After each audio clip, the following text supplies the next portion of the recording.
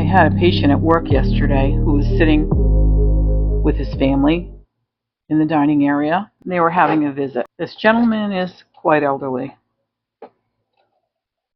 He's having problems with memory, but that's about all he's having problems with.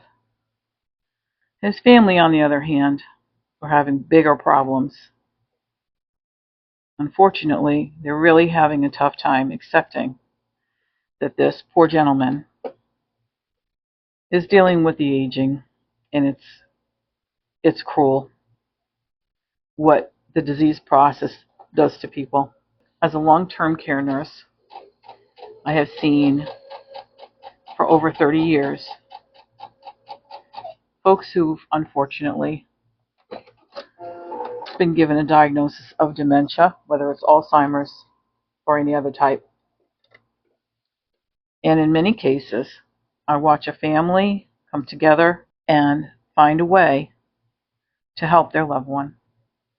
But unfortunately, in this case, that wasn't happening. And that poor gentleman was getting interrogated. I had to leave the unit because while there was no line being crossed that I would call abuse, it wasn't pretty. And my heart broke for this gentleman. What should have been happening was the family member should have been just changing the subject and dwelling on more pleasant, comfortable, small talk, because that's about all he can handle right now. It was difficult to watch.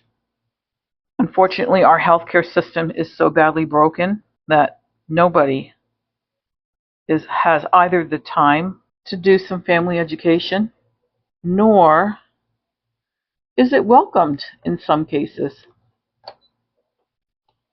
And especially when it's several family members are all trying to work together to be there for their loved one, which that's wonderful. And I truly wish that everyone could have that experience of having daughters, sons, son-in-laws, and cousins, and the whole family attempting to try to help them through this tough time. But whenever you get several people in a room together, you can just imagine how difficult it is to get everyone to agree on anything. Never mind when it's a tough subject like this, where people are sadly being confronted with their own mortality. Some of us struggle. Staff is having to deal with people who are not at their best. We want to care for people. We find it rewarding. We find the relationships that we build with the residents are worth so much more than the time it takes to build them. The trust and the companionship and the feeling of being cared for and appreciated is needed by these folks. So we're happy to do it. We're happy to learn from them as well. So if you're in that situation, if you have a loved one in long-term care and this is new to you, and you are trying your best to be supportive and spend time with them, that's fantastic, and I applaud you. You're doing the best you can in a very difficult situation. Please don't give up, and please don't stop visiting. And please don't think that the staff will judge you if you choose to focus on quality of life rather than quantity of days. What many folks who are not in healthcare don't know is that we are many times very relieved for the patient when we find out that their family has decided to sign on hospice. Because watching someone suffer for years needlessly is soul crushing. And then when the family realizes that the time has come to make that decision to keep the patient comfortable, to allow them to maintain their dignity, and to do exactly what this loved one asked them to do. When they finally get to that point, I know a little piece of me is cheering, not judging at all.